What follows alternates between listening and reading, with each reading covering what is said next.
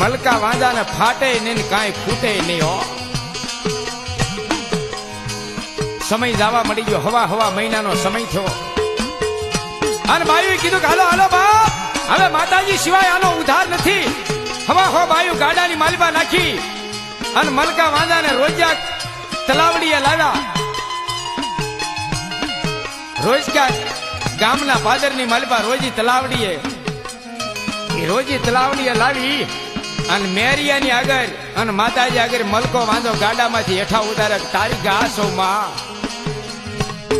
માં બોલે ને જો એનું ભાખેલું ભોંય પડે દુનિયાની માલપા માની કોઈ વાત ન રહે. પણ એ બાપ હવે તને છોડું. ભગવતી બોલે છે જાંગ ફાડી અને જેનો જલમ કરાવ્યો